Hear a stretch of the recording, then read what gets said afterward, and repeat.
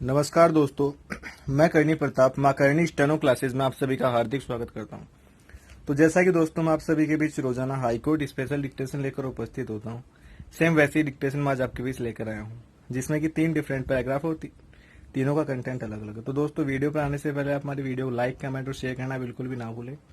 अभी तक आपने हमारे चैनल को सब्सक्राइब नहीं किया तो सब्सक्राइब अवश्य कर लीजिएगा।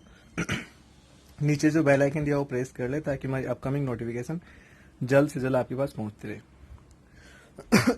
तो दोस्तों आप इस डिक्टेशन को लिखो तो आपको राजस्थान हाईकोर्ट में सिलेक्शन श्योर है, क्योंकि जैसे कि राजस्थान हाईकोर्ट के एग्जाम में एक ही डिक्टेशन 2 से 3 प्रकार के मैटर आते हैं, तो सेम वैसा ही आपको यहाँ पर डेली अवेलेबल कराया जाता है। तो आप डेली ज्यादा से ज्यादा लिखोगे और ट्रांसक्रिप्शन करके अपनी मिस्टेक्स वगैरह चेक करोगे तो आपका राजस्थान हाईकोर्ट में श्योर सिलेक्शन है। तो ज्यादा से ज्यादा मित्रों तक शेयर करें ताकि वो भी कोई जो निसहाय है इसका लाभ उठा सके, जो हेल्पलेस जिनके पास मतलब डिक्टेशन वगैरह अवेलेबल नहीं हो पा रही वो इसका ज्यादा से ज्यादा लाभ उठा सके। तो दोस्तों ये डिक्टेशन 80 शब्द प्रति मिनट की गति से रहेगी, जो कि अब से 5 सेकंड पश्चात स्टार्ट हो रही है। स्टार्ट। भारत के लोकतंत्र की दुंदुभी दुनिया भर में बजती है। विराम। जब आम चुनाव होते हैं तब तो हम फूले नहीं समाते। विराम। करीब 90 करोड़ मतदाताओं से वोट डलवाना आसान काम भी नहीं है। विराम। लेकिन शांति से चुनाव करा लेना ही लोकतंत्र नहीं है। विराम। लोकतंत्र के मायने है जनता का, जनता के लिए और जनता द्वारा शासन। विराम। वह भी ऐसा जिसमें जनता व उसके प्रतिनिधियों सबकी सुनी जाए। विराम। मतभेद हो पर मनभेद नहीं हो। विराम। एक दूसरे को नीचा दिखाना या परस्पर कीचड़ उछालना तो लोकतंत्र कदापि नहीं हो सकता। विराम। मतभेद होंगे तो व्यक्तिगत थोड़े ही होंगे, वह देश और समाज से जुड़े मसलों पर होंगे। विराम। उनको दूर करने का मंच भी लोकतंत्र ने हमें दिया है, जनता के वोटों से चुनी विधायिका के रूप में। विराम।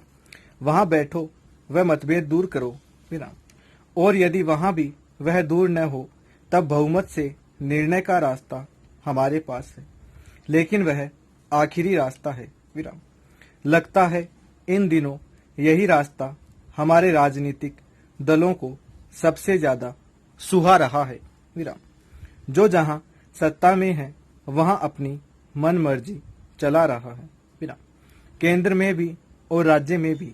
विराम। इससे भी आगे देश के सामने कोई भी गंभीर से गंभीर विषय हो, हमारे नेता मस्खरों जैसा व्यवहार कर रहे हैं। विराम। पैरा।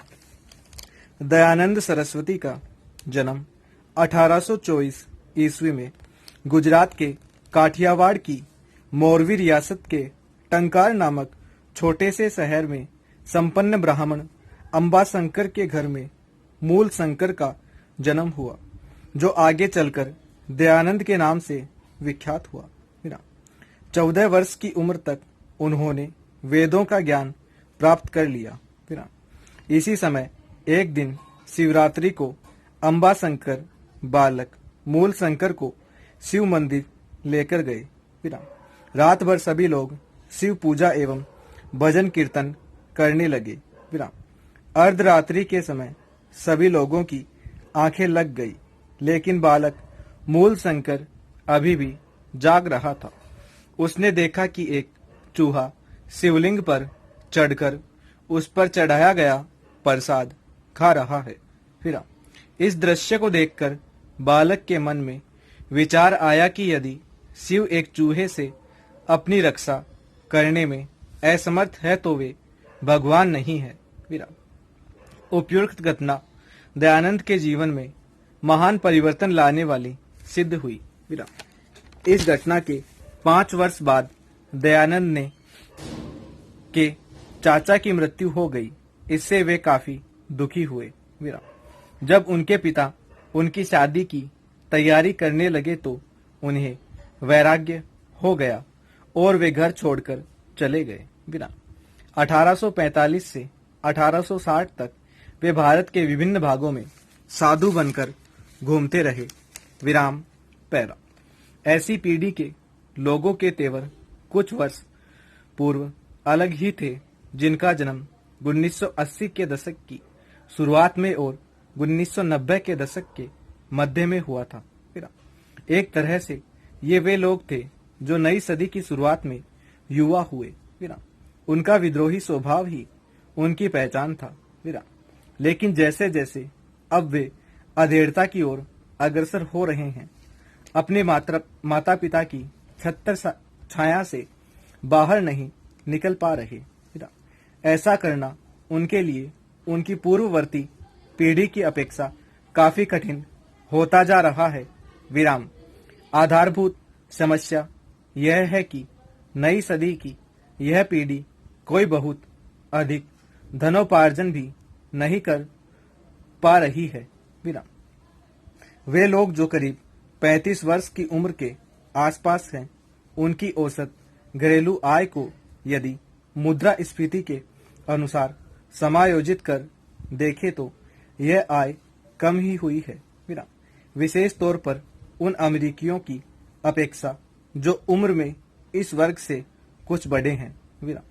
फेडरल रिजर्व बैंक के centre for domestic financial stability के हालिया विश्लेषण में पाया गया कि जिस नई सदी की पीढ़ी की हम चर्चा कर रहे हैं, उसकी आय में पिछली पीढ़ियों की आय के अनुभव के मुताबिक अपेक्षा से 34% की कमी आई है।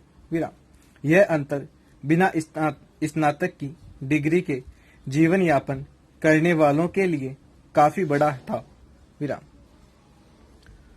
तो जैसा कि दोस्तों यहाँ पर आपको 3 पैरा दिए गए और तीनों का कंटेंट अलग अलग है। तो दोस्तों ऐसा ही मैटर आपको राजस्थान हाईकोर्ट के एग्जाम में अवेलेबल होता है। तो जैसे ही आप ज्यादा से ज्यादा डिक्टेशन लिखोगे तो आपका राजस्थान हाईकोर्ट में सिलेक्शन श्योर है। तो दोस्तों इसे लाइक, कमेंट और शेयर करना बिल्कुल भी ना भूलें। अपने ज्यादा से ज्यादा मित्रों तक इसे शेयर करें। ठीक है दोस्तों, हम कल आपके भी सेम ऐसी डिक्टेशन लेकर उपस्थित होते हैं। बहुत बहुत धन्यवाद आपका हमारे चैनल पर बने रहने के लिए।